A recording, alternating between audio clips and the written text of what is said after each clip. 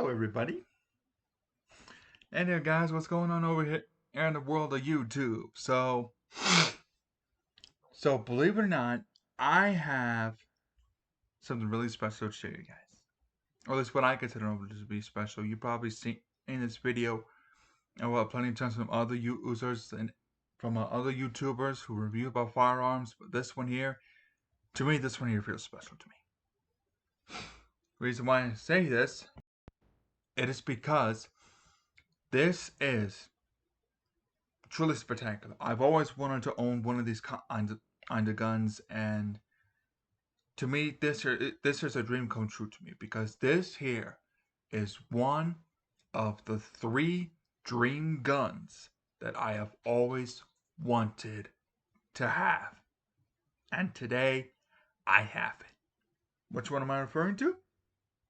It is in reference to this baby right here. This here is the tried and true. There may have been plenty of other bolt-action rifles for hunting and service, but to me, this here is the latest, greatest. This here is the Remington 700. To be more specifically, however, though, this is the Remington 700 ADL. Now, I'm not sure exactly what ADL stands for, but I'll probably look into that eventually. But of course, with that out of the way, let me go ahead and give you some of the brief details about this gun. So I remember telling to a buddy of mine, saying that one of these days I want to own the rifle that was once used by Carlos Hathcock. Though unfortunately, however, though, that's the one he had was actually the Winchester Model 70, not the Remington 700. I said, and well, but either way, though, this truly is a fantastic rifle. And because now sure, Remington has made plenty of other popular rifles back in the day, in like around the early 1900s and so forth on to today. But then, however, though, sometime around the late 2010s, a Remington, of course, had to go through problems in terms of bankruptcy. They had to file with bankruptcy. But so far, I have not heard any other news besides that. So that means that whatever Remington is doing, they're obviously getting back on track. But that's not to say anything bad about Remington arms. Remington makes some great quality firearms. Of course, among the most popular, of course, was the Remington 870 shotgun, and of course, the 700. But another interesting thing is that during the times of the Wild West, Remington had actually tried their hands at making a revolver style 6-shooter rifle. Of course, we all know how that went. But enough about that, though. But of course, as you can clearly see, this particular model does not have a scope. It does not even have iron sights. But one of these days, I'll get a scope on it. One of these days, I will get a scope on it. But for now, with the way things have been, this is all I could pretty much do for the time being. But but before I did this video, I went ahead and I just checked. All I did was just check the capacity. I checked the capacity. I just loaded in how many it can do and cleared it out the chamber. I didn't shoot anything, and because that would be rather stupid. Plus, I can get into a whole lot of trouble. So no, I just I just loaded in how many it could do, and I just pulled the bolt, and out they came. So when I got this, I was not sure whether it was either a 3+1 or a 4+1. Well, I was having a little trouble with the third round in because whenever you do because well, as you can see, if you look closely, it does have the guard, but it does not have a trigger catch release. It does not have a trigger release lever. So this here is this particular Remington 700. It feeds through an internal magazine, which means you have to load in each round by hand individually. And the maximum capacity is 4 rounds. It it can go 4 rounds. That is the maximum capacity this one can do. Now, one of the reasons why that, of course, the main reason why that I got interested in getting a Remington 700, it's mainly because I remember watching an episode of Deadliest Warrior, and I have binge watched the same episode several times. It was the episode where it was the SWAT team going up against Germany's GSG-9. Really good matchup. And one of SWAT's weapons was a particular model of a Remington 700. Of course, this one, however, though, this one fires the 308 Winchester round, which, believe it or not, is what I have here. The Winchester brand 308 Winchester. But of course, now, but of course, I did have to do a little bit of research. I did have to do a little bit of research about it because I remember an episode about ammo from Lock and Load, which was a show from the History Channel, which was hosted by Gunnery Sergeant Arlie Erman. Rest in peace. He's God bless his soul. And well, of course, he said that there was the FMJ, the 308 FMJ round, which was also called the NATO 762. But of course, I did a little bit of research about that, and from what I have gathered, even though they are vaguely similar, they are still different because the 762 NATO caliber rounds is the kind used by our military forces and, well, mainly just military forces. I do not believe that law enforcement would use 762. They primarily use 5.56 or 223 Remington.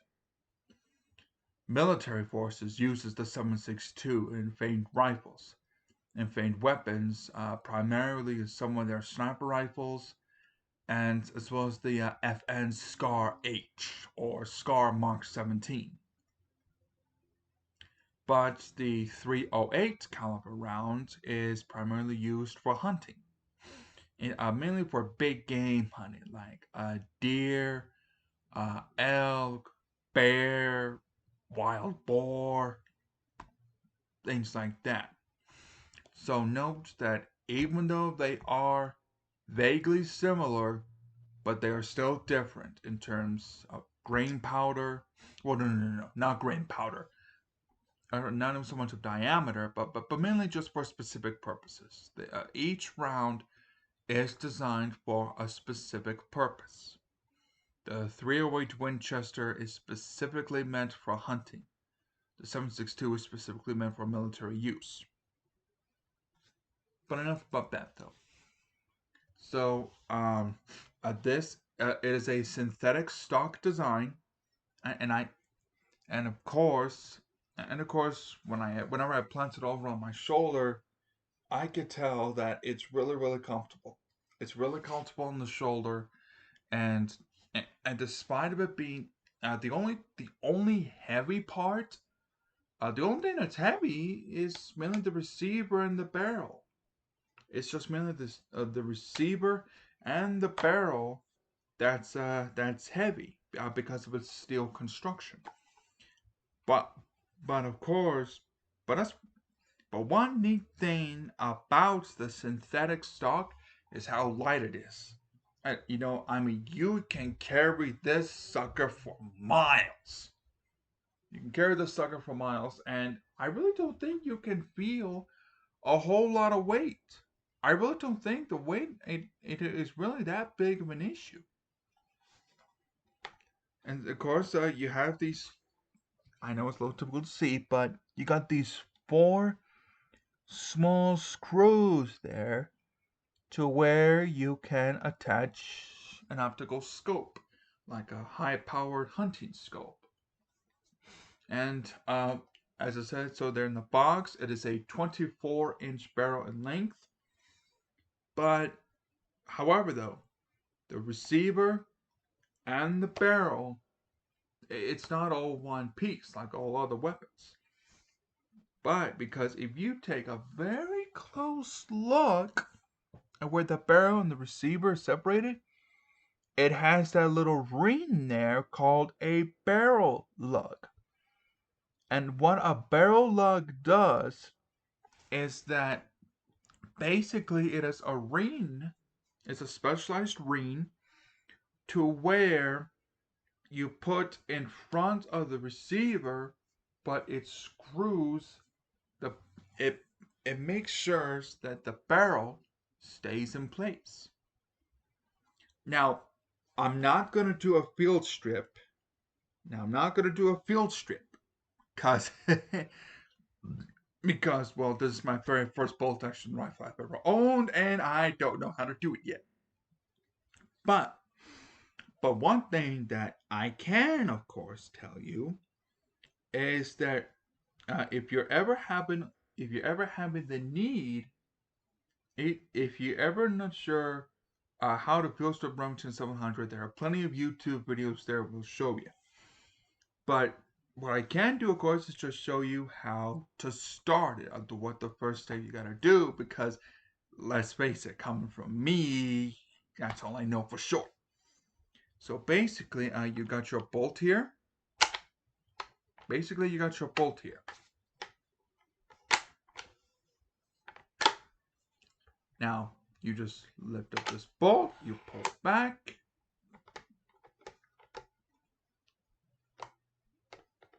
Now, normally things like this would be rather easy.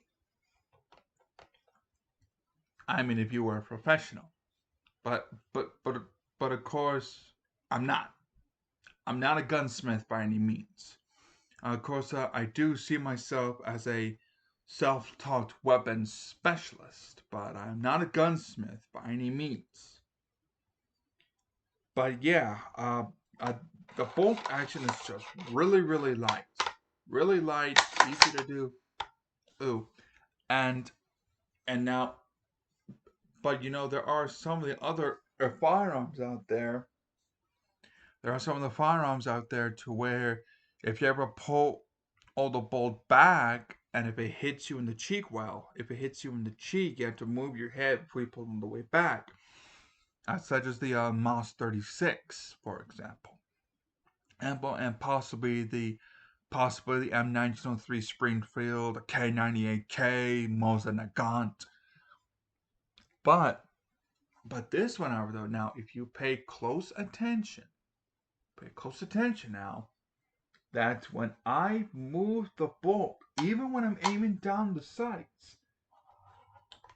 Boom.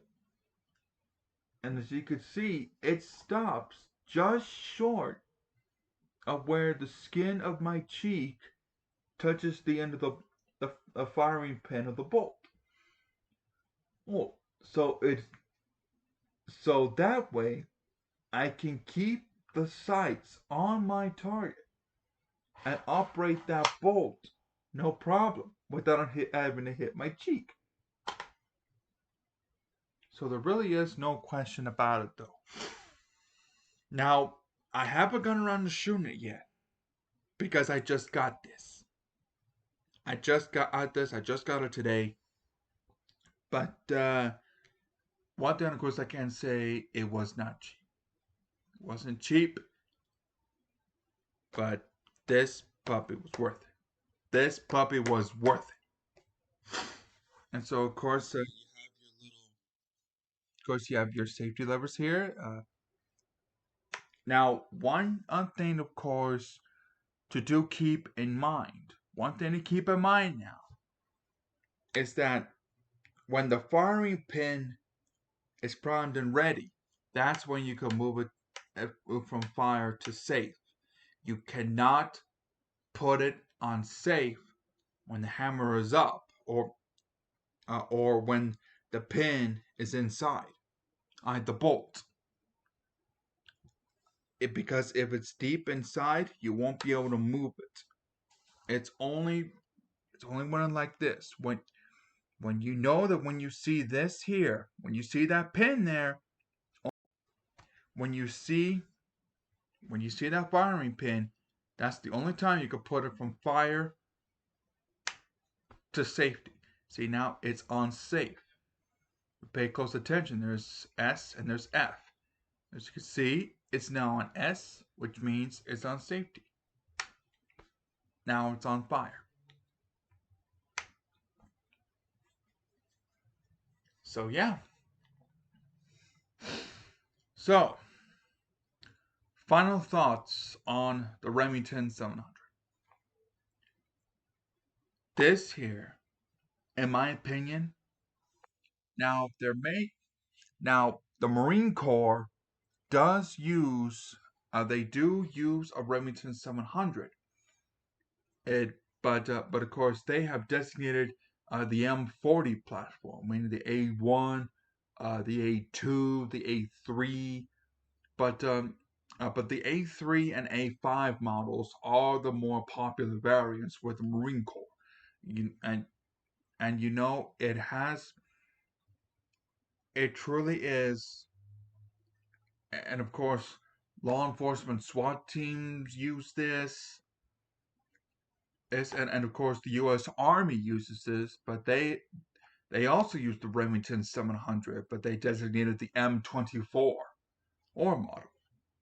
So yeah, in my opinion, when it comes to bolt action sniper rifles, in my opinion, the Remington 700 is the king. This is the king of bolt action rifles. But hopefully I will get the chance. Hopefully I will get the chance to fire this down over the range sometime. And if I ever do, I will give you guys a bit of an after action report about it. So with that after of course being said, guys, thank you very much for your time. I really do hope that you really do like this video. Oh, and to all you guys out there who has Facebook, YouTube, Twitter, saying that Joe Biden blames YouTube videos like this for mass shootings, no, it's not their fault. It's not YouTube's fault. It is, and it's not the weapon itself that kills people. It's the people behind it because they're sick. They don't know what to do. They're either angry at something, they're either angry at someone, or perhaps they just feel as if though like they just don't know what to do. But one thing of course I can say is this. The country needs to change. It needs to change. We need a new leader. New leaders are necessary.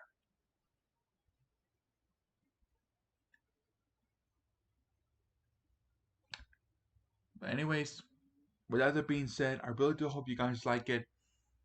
Uh this could be a good chance that my next video could be my last one. Because I am finishing up college right now. I'm expected to graduate this year. I'm there. I wasn't sure what happened there. But anyways, I am expected to graduate this year, and I'm still going through in my head what my final decision was going to be for my career, whether or not to either go into military or go into law enforcement after college. But yeah, my next video could be my last one. But anyways, guys, with that there being said, I really do hope you guys enjoyed this, and don't believe everything the media tells you. Don't believe everything that the government tells you. Just don't believe it. They're only interested in their own agendas. Sooner or later, at some point in time, a revolution will happen. But I'm praying to God and hope that it doesn't. There's already been too much violence in the world. Please, let the violence rest.